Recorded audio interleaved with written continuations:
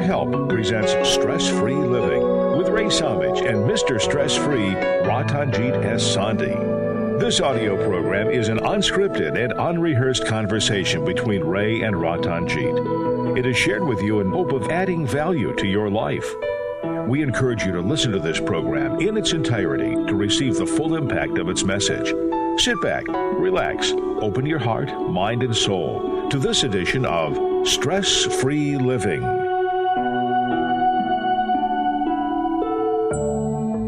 Welcome to another edition of Stress-Free Living. I'm Ray Samaj. Thank you so much for being with us. And I would like to introduce you to my dear friend, longtime co-host and colleague, Ratanjit Sandhi. Ratanjit, how are you today? Wonderful, Ray. How are you?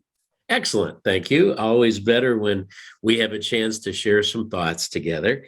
And we recently had a show about judging others and what that means. And I don't really want to recap that here because we got into a whole lot of other topics along the way, what we do, how we do it, why we do it, what it really means. But it kind of sent a little signal inside of me because as we were talking for about an hour about judging others, there were many references that made me think about judging ourselves. And I thought we might have an interesting follow-up discussion on that because I think a lot of us do judge ourselves. I think sometimes we judge ourselves very harshly. We pick on ourselves. We don't give ourselves, we're very intolerant of our own inadequacies, inefficiencies. I think there's other times that we really give ourselves the benefit of the doubt and we really justify whatever we do. So I thought, is there a way that we can honestly judge ourselves so that we really can be fair with ourselves, but also use it to make us a better person? What do you think? It's an excellent topic, Ray. As we talked in our last show, we always have to reach a decision. We have to come to a judgment. I'm not talking about the judgments reached by the court, but people with good judgment are supposed to be wise people. They have a good judgment. And that judgment really includes judgment about ourselves and judgment about our surrounding, judgment about every situation. So it is important to realize that we are constantly judging every situation. But the question is, why do we need to judge ourselves? And what inside of us is capable of judging, and who are we judging? And what are we judging? And there are several questions which come to our mind. And then the question you use the word honestly. How do we honestly judge ourselves? Do we dishonestly judge ourselves? Why are we dishonestly judging ourselves? So these are very, very intriguing questions, and I think we'll have a interesting discussion, and maybe we'll learn something today. Yeah, maybe, and maybe we'll eliminate some of the stress in our life in the process, which is the goal of every show. So I guess we can't really answer the initial question, how do we honestly judge ourselves, until we go through some of the other ones that you've asked. Maybe that first one I think the first one you asked is why do we need to, or do we need to?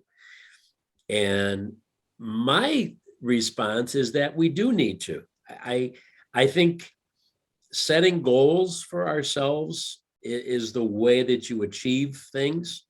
And we think of goal setting in terms of, well, I'm going to make so much money, or I'm going to have so much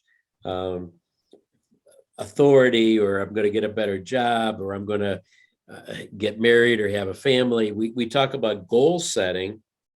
I think the first goal setting is really, ourselves? Are we the people that we should be? Are we using the skills and the talents that were blessed to us? And so I think some of those questions have to be answered on a regular basis. And so I think my answer to is, do we need to judge ourselves? I think we do. What do you think? Well, see, they say to succeed in life, to get anywhere in life, you have to have confidence. And your confidence comes from how you judge yourself. What do you think of yourself? How do you evaluate yourself? Means you have confidence in your decision making. In other words, you have confidence in the judgment you arrive at. So those are important things. If we know that by guiding, the purpose of judging ourselves is because we are given the full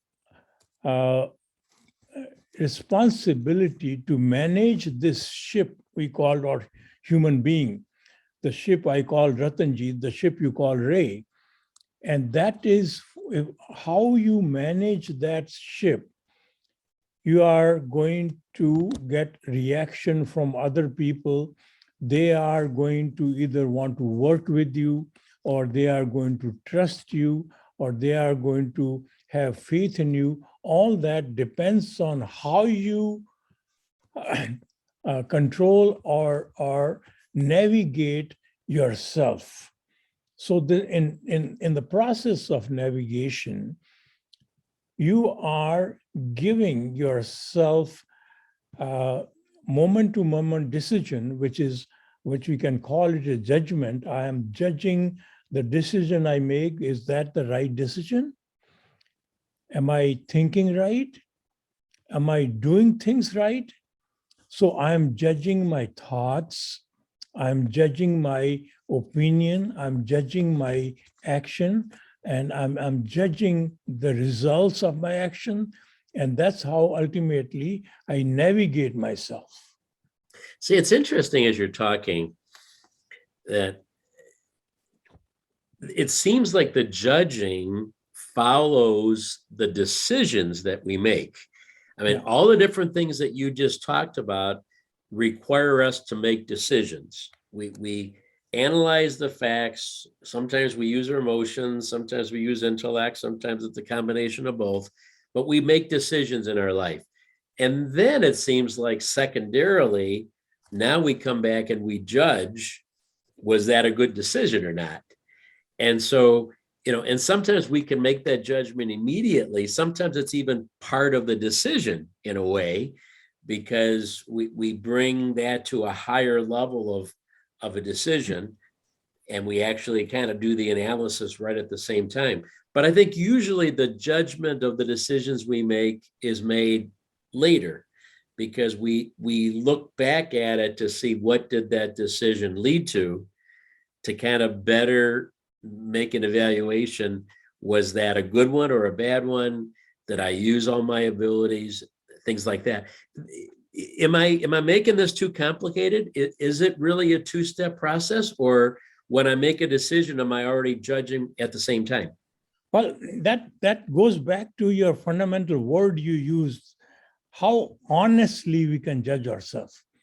There is only one entity in us which is capable of giving us honest opinion. All the judging, well, if it is, see, there are several faculties within us which are giving us our judgment. Our ego is giving us judgment. Our fear is giving our judgment. Our greed is giving a judgment. Our insecurity is giving a judgment. Our lust for power is giving us judgment. So those judgments cannot be honest. They are biased. So there is only one entity in us which is capable of giving us the honest judgment.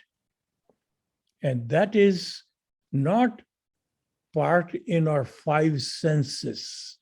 This is beyond our five senses, which is our conscience, our inner being, our inner self, which is capable of giving the true judgment.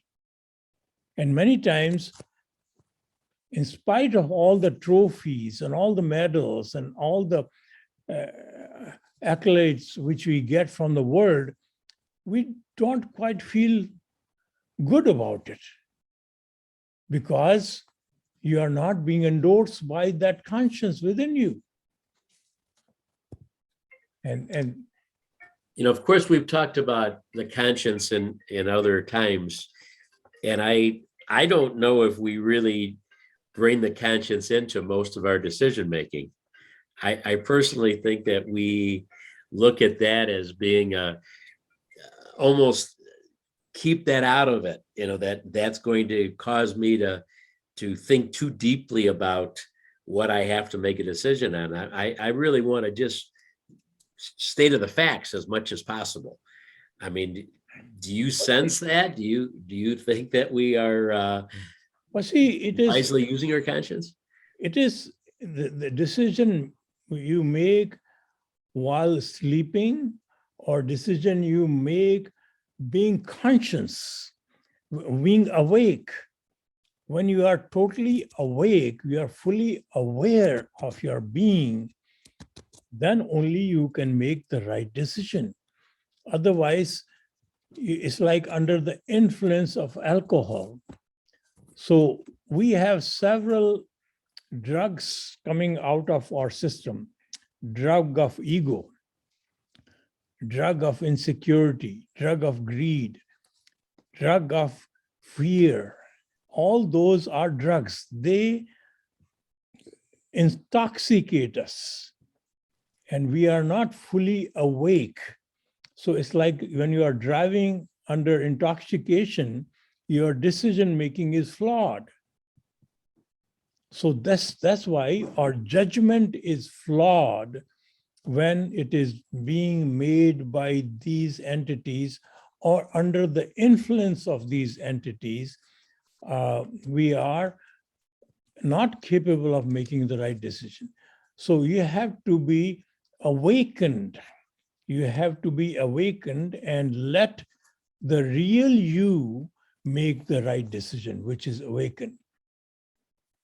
I've got to step back. Everything you're saying makes sense, but I tried to make a point earlier about the difference between making a decision and then judging ourselves. And I'm trying to make this simpler, not more complex, but I'm confused about those two things. Every time we make a decision, I don't think that's a judgment in the sense of a word of judging myself. It's, if I make a decision, if I want to go to tonight I have free time, I have nothing to do, I have a couple hours to spare. So I'm going to decide if I'm going to read a book, or if I'm going to exercise, or if I'm going to go to a ball game, or if I'm going to go to sleep.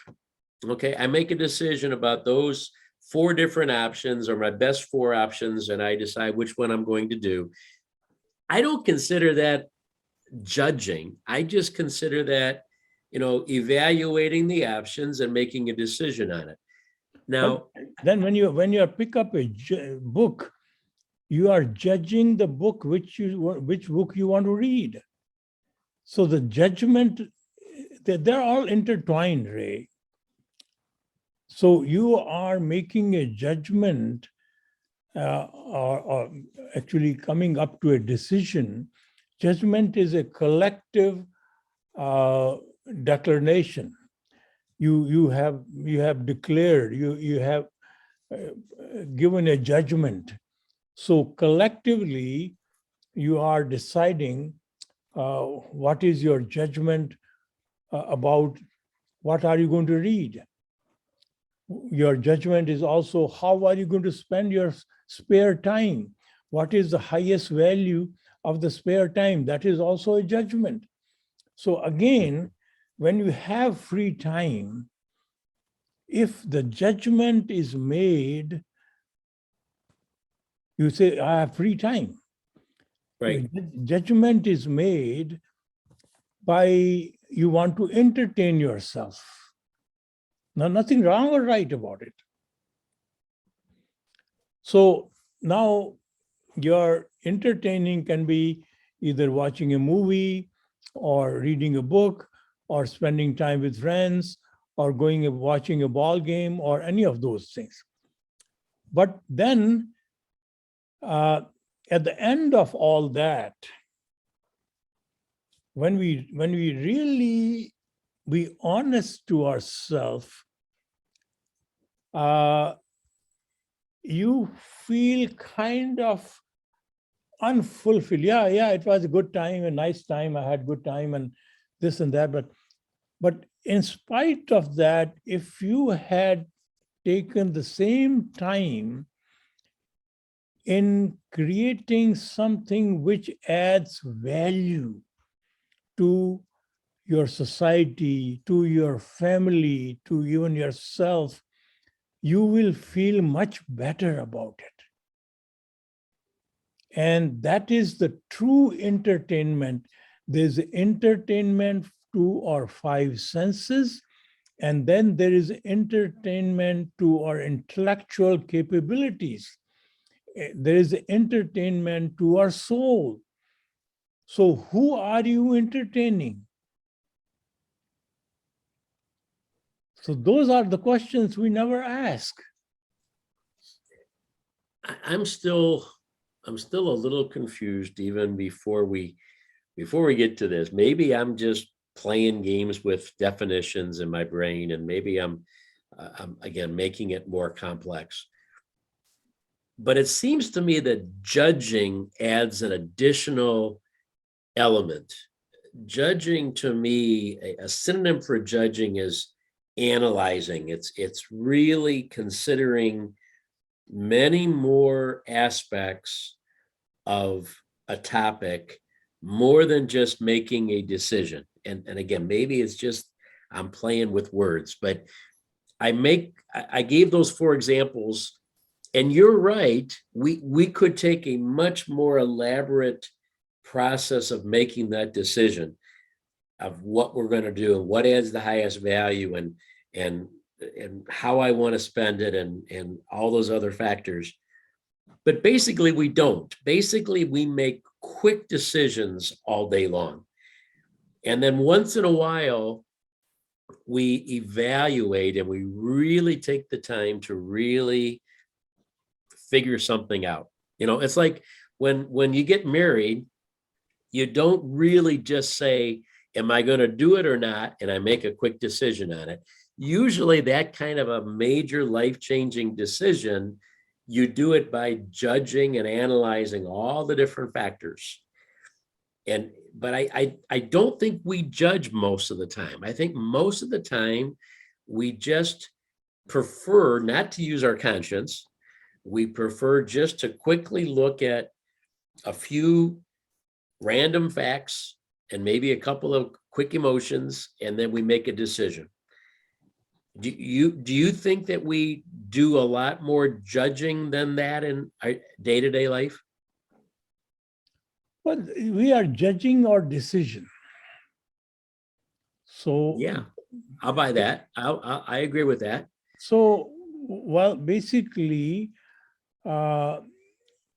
see, if you look at the life of people who have won Nobel Prizes and who have earned gold medals or president's medal or who have achieved unparalleled successes, they are not necessarily more intelligent or have more capabilities than a normal human being.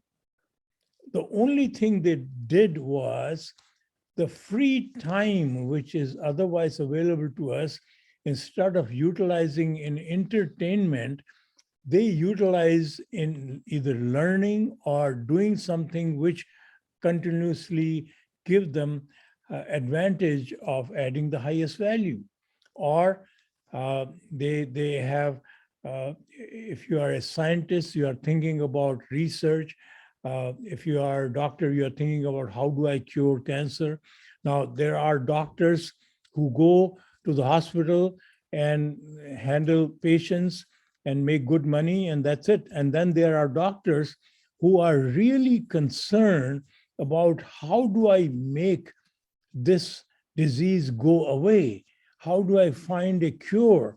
And that thinking, once they make that thinking and that decision and that judgment, they go into research. Their mind is engaged in finding a long-term solution rather than a quick operation or a band-aid. And as a consequence, they transform the humanity. So it is the same time available to all of us. It depends on who makes the decision in you, Ray. If it is most of us, knowingly or unknowingly, give the decision making, ultimately judging whether we make the right decision or no, to our five senses, to our and as a consequence, we end up deciding what is good for me, what is going to make me rich, what is going to make me bring more pleasure. And as a consequence, we do not end up making a higher contribution to the human life and to ourselves ultimately. All right, on this, we need to take a short break. I think I'm starting to see the difference between making a decision and making and doing judging. And I think maybe the part that I'm confused on is that you're not supposed to make those quick decisions. Maybe everything should be more of a judging process. And so I want to talk about that when we come back. I so many topics, so many questions that I still have and answers that we're seeking on this edition of Stress Free Living, as we're asking the question up front, how do we honestly judge ourselves? And I'm not even sure if we're supposed to yet. We'll find that out when we come back in just a moment. Stay with us. We're back on Stress Free Living. Ratanjit and yours truly, Ray Samich, with you today. And we do not have any of our Zoom guests with us here today, as we are recording this program and not doing it live for you. But typically we are on Zoom live every week. And we encourage, if you would like to be part of that program, you can get that Zoom link on our Stress Free Living radio channel on YouTube, or you can get it on our website at wintradio.com or on our Facebook pages as well. So number of different ways that you can join us, as well as live on the radio, WINT AM and FM, or you can stream us on your smartphone, wintradio.com. Ratanjit, there's so many different ways to listen to us. If people want to do it, we certainly thank them for it, and we want to make ourselves available. So far, Ratanjit, you've made me a little more confused than I was even when I started, which is not a good thing, because I was already confused. But I think I'm starting to understand that maybe for my own life, this is what I do. I make decisions all day long, all day, all the time. I don't consider those judgments. I consider those quick baby decisions, quick decisions based on the facts. And then periodically I'll sit back and I will evaluate the decisions that I've made. And now that's what I would consider to be judging. Now I would sit back and say, okay, did I make that for the right reasons? Did it have a good result? What should I have done differently? Was I being driven by greed and fear and ego, or was I doing it because I was truly trying to add the highest value? So I do it in steps. I don't take the time to make every decision fully. And maybe I need to change that. Maybe at this stage of my life, I need to do more thorough decision making. But at this point, I don't think I have. I think, and I don't think I'm alone in this regard. I don't know if people take every decision as seriously as as you seem to want us to make it. But see, to clarify a little bit on the judgment and thinking, supposing you have decided to go to a meeting, you come to a car and you look at the car, and then you ask, is it my car? Yeah, it looks like my car. So you have made a judgment. It is my car.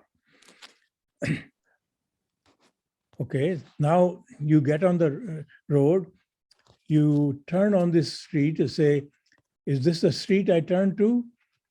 You say, you look around and say, yeah, this is the street. So you made a judgment to turn on the street. So those are, if you want to call technically, those are judgments, right? Okay. Those are also can be qualified as decisions. Right. So they can be interchanged. They are really interchangeable. Decisions and judgments. Okay. Because we make judgments instantly. Every second we make a judgment. So am I, when your left foot comes and it judges, is it on firm ground? Then it says, yeah. Then you transfer the weight on that foot. And then you take another foot and then you judge again whether my foot is on the right solid ground. Then you transfer your weight on that foot. So you are judging the firmness of the ground where you're walking. Isn't it? I guess so. And you're kind of bearing out what I said. I think I've just taken those very without a lot of consideration and thought. I've just thought that those were just like little baby decisions, if you will, compared to, analysis. Okay. Yeah, see, what happens is, as we talked in other shows, there's a portion of our brain, which is called basal ganglia, which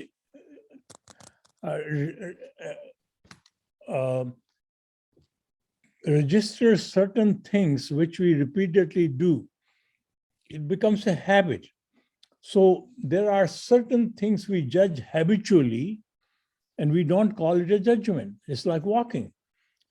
And just as you never think whether you are putting your foot on the right ground. Right. Right? Right. And when you shake hand with somebody, you never think it's automatically extend your hand, you shake hand and so on. And when you get into the car and you take a judgment or turning the key, but you never think of it, it automatically turns the key, or you turn on the ignition and reverse the car. And you rarely, instead of reversing in the garage, put it in the front and go straight and get out of have not a good idea. Right. But you don't do that because of the ingrained habit which only does certain things. So there are certain judgment or we make without us knowing, because we have given the right to our part of our brain which has converted that into habits. Maybe you just touched on a big part of it. Many of the decisions are made so quickly because, by the time you do become 40, 50, 60, 70 years old, you've made a ton of decisions in your life. And early on, maybe you took the time to really analyze things fully. But after you've made that same decision for 50 years, you don't maybe take it as seriously. Maybe you don't even notice it at all, because it's almost a habit. Like I've made this decision 2,000 times over the last 50 years. I don't have to think about it. I know what I'm going to do. But that's why under those habitual decisions, if we have started to make wrong decisions, but they don't really harm us immediately, but they eventually depletes us on a long-term basis or harm us on a long-term basis, we have converted that into a habit. We continuously follow those. Right. And as a consequence, we pay a very, very heavy price for that, because there are small mistakes we make on that every time we make that decision. It's like if you like fatty food, or if you like those have become your habit. That's it. Okay, I'm hungry. Let me go pick up a hamburger or this. And as a consequence, you are going to pay a very heavy price on your health. Mm-hmm. So Well, that, and there's, I think this makes a lot of sense. This really answers a big part of this question for me. But when you say something like eating fat, fat foods, okay, fast food and fatty foods, that's something that I think we realize, if I'm hungry at night and I go and I get a candy bar, we know that that's not a good idea. And if every time I have a free hour, I decide I'm going to go to sleep and take a nap, we know ultimately that's not a good use of our time, just to sleep an extra 6 hours a day every time we need a nap. But I'm not even talking about those. I'm talking about the decisions that are commonplace. Let me go back to the idea that says, that we talked about, is that I've got let's say I have an hour of free time. What am I going to do? I end up having a habit that says, you know what? Every time I do this, I'm going to do this. Maybe I'm going to watch TV. Okay. So every time I get a half hour free, I'm going to watch TV for a half hour.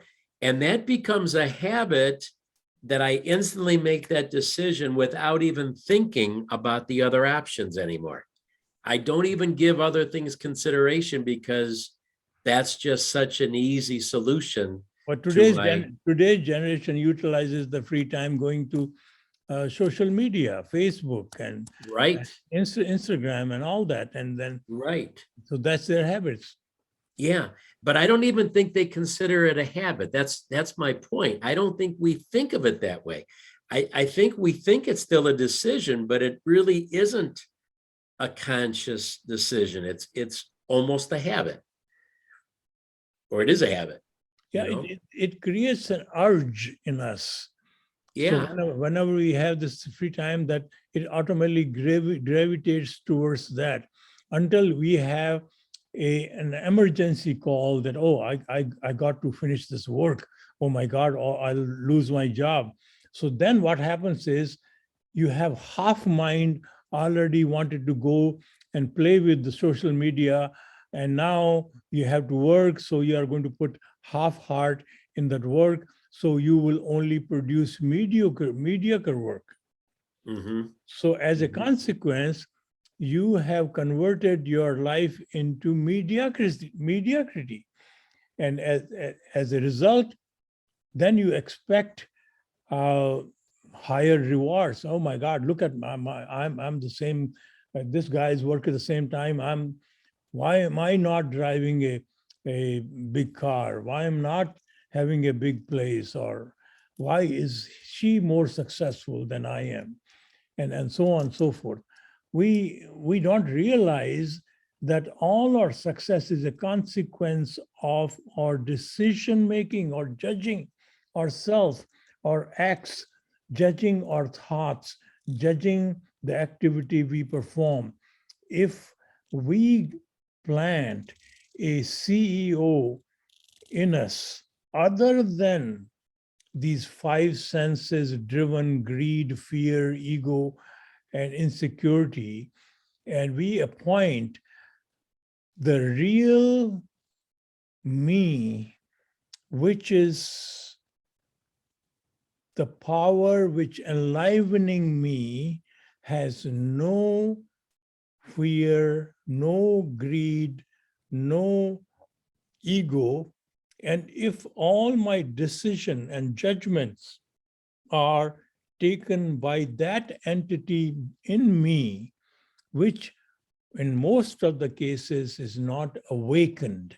Most of the cases is not available to us, and because we have not awakened this, we have not, and as a consequence, see, if you have a very seasoned, very creative, honest CEO, and then you have another pseudo CEO who dresses like a CEO and who speaks all this fancy language and all that, and you have given control to this fancy guy who is driven to make himself rich.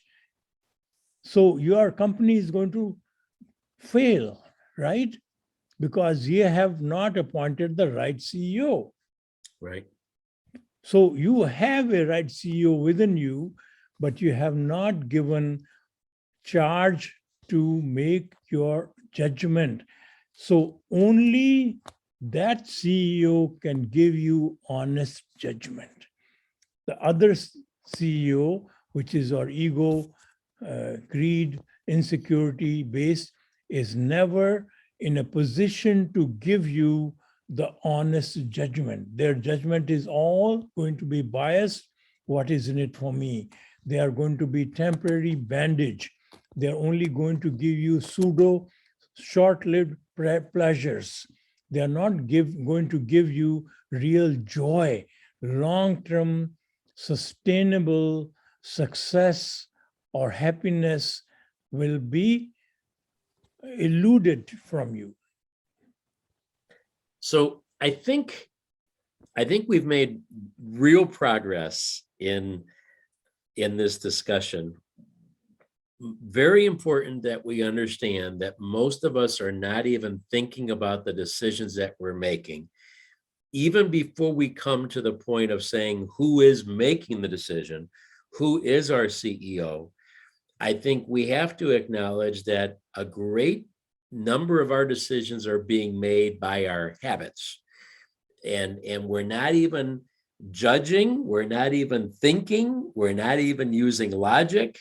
We're just doing things and making instant decisions based on the habits that we've made in our life. But Ray, all the habit decisions are not bad. Habits are only a gift of autopiloting.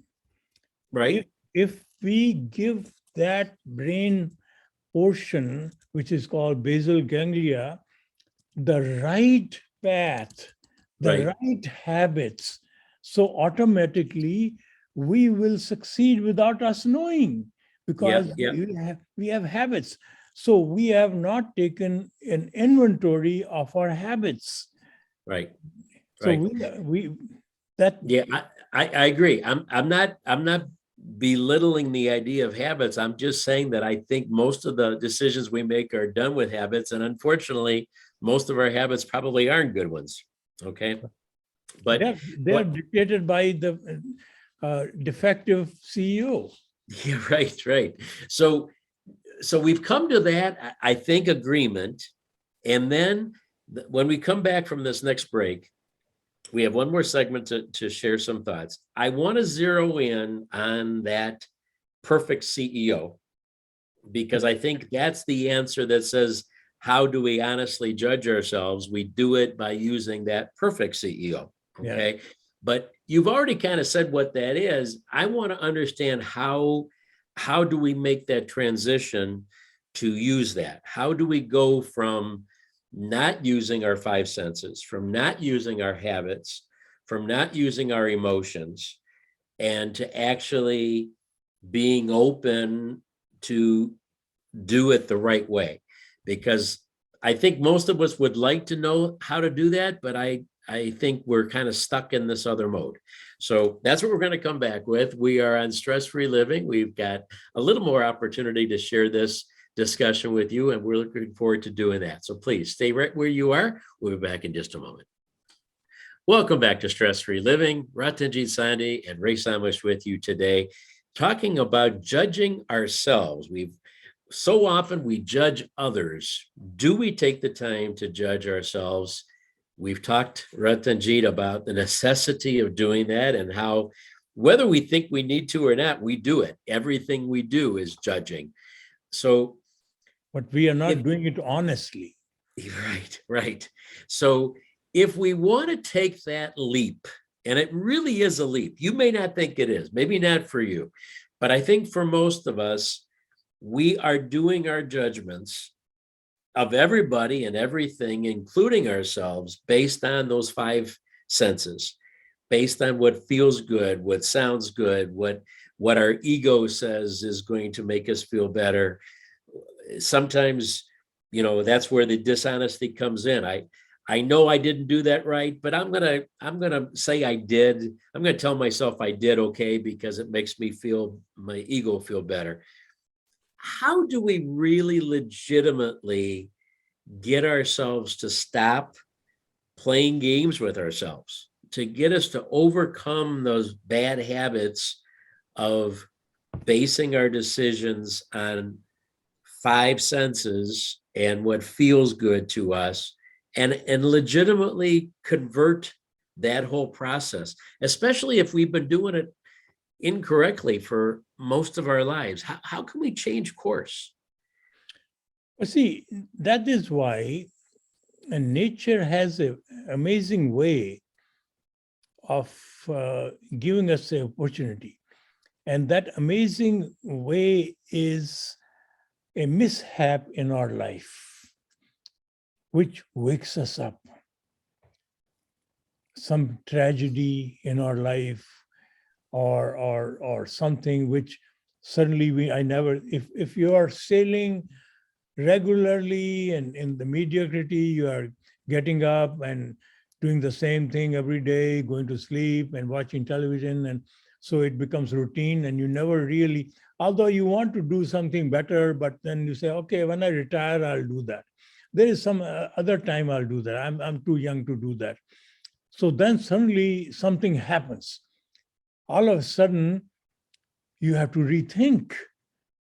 And many of us, that's why they say never waste what is they call a difficult situation. Never waste a tragedy. Tragedy in our life is a gift to wake us up, to make us aware that there is much more to me than I appear to have. And that is, at that point, you are in any position to make some drastic changes. And one of the things which we have talked in our earlier shows is making yourself connected to that CEO that is within you. How do you connect to that CEO? Leave alone giving that CEO the charge. If the CEO is not connected to you, not available to you, how are you going to give the charge? That CEO is asleep. So we have to awaken that CEO. And that CEO is the universal power which brings life in us. We take that thing for granted. So I'm alive. So, oh my God, am I going to die?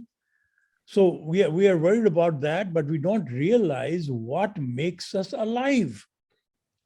It's not our heart, it's not our brain, it's not our intellect, it's none of those organs make us alive.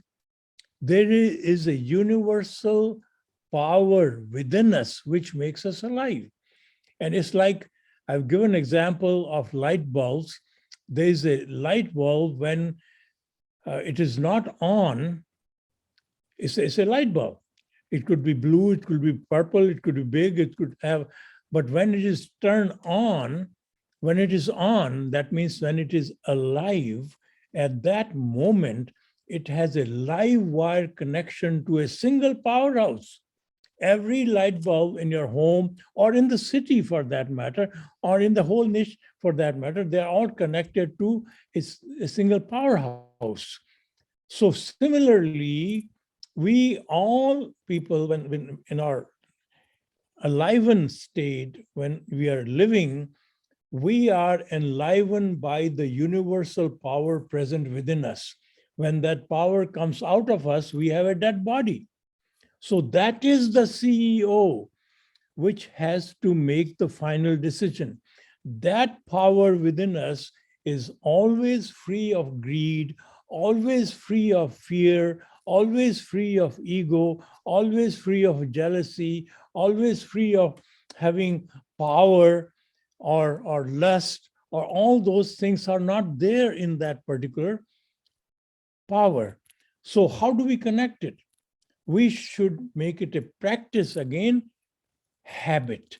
We utilize our habit and form a habit of seeing that power within us and listening to and connecting to that power and talking to that power. What you do is you begin that exercise early in the morning.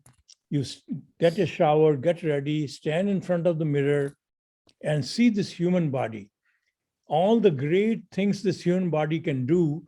And then you realize this human body is a gift to me. It's like an automobile given to me to conduct my journey on this earth. That is not me.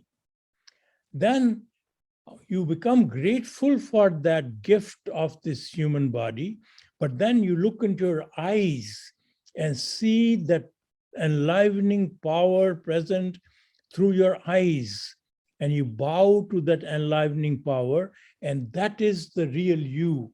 Now that once you begin to see that every morning, doing that exercise every morning at a certain time, then you begin to see the same power in others. Now what happens is your thought process begin to realize that I am that power. My whole purpose is to serve that power within me and whoever I come across. So then you have an incentive.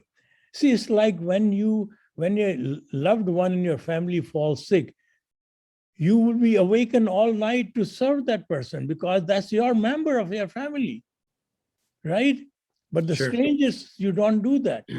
And similarly, when you see that power within you, you see that same power within everyone, you become connected to everyone.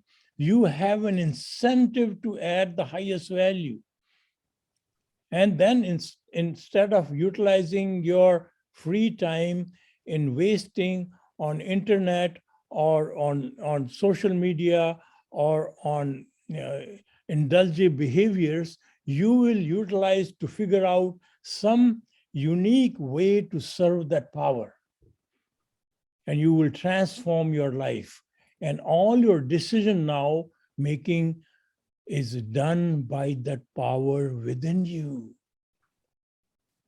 So you started off a few minutes ago by talking about don't ever waste a good tragedy, and about how sometimes something that shakes us up, some major impact of something that happens to us or somebody close to us, causes us to stop and shake ourselves and think about what's important and what we should be doing and what we've done and all those kind of things. And I agree, and there's a lot of people that happens to.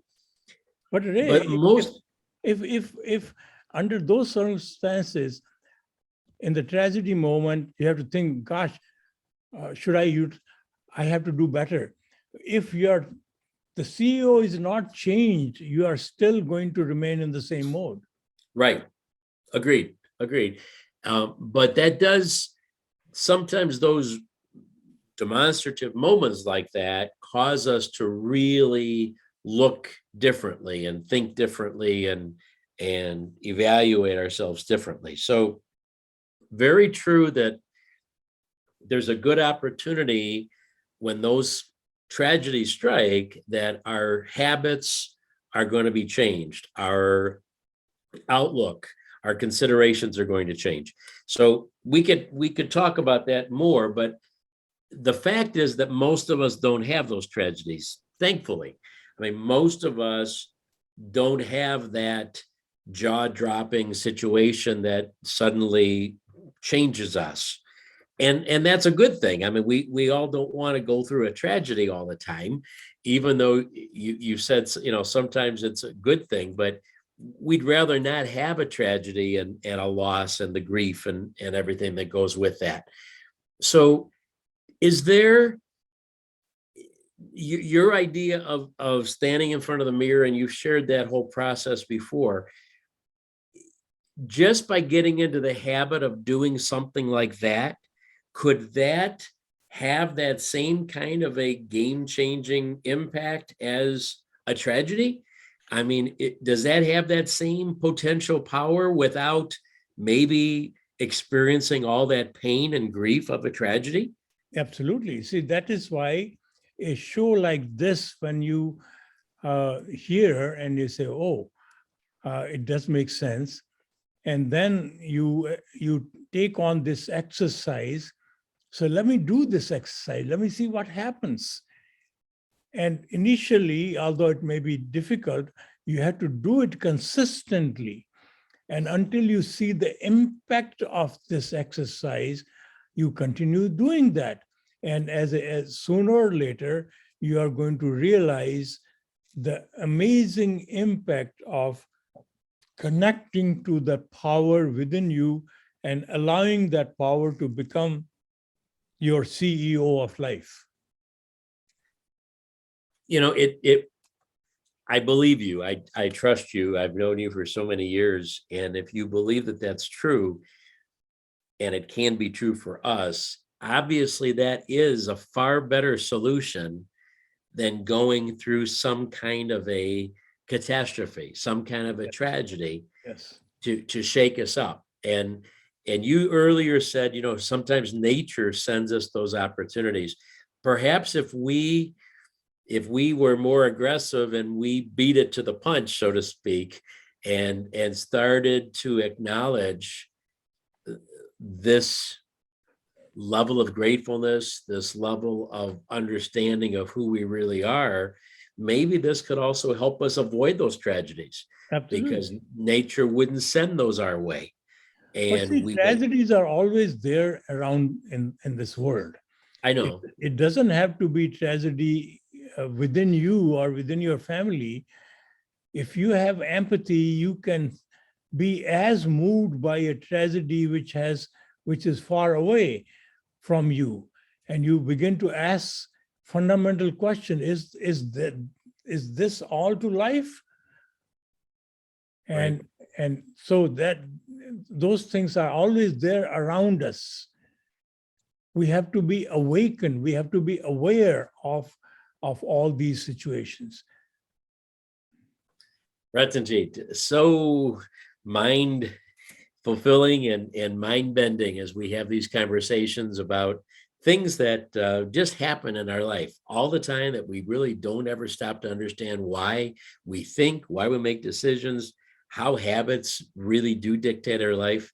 And when we judge ourselves, which we do, how we can really do that more honestly to benefit not only our life, but ultimately the lives of all those around us.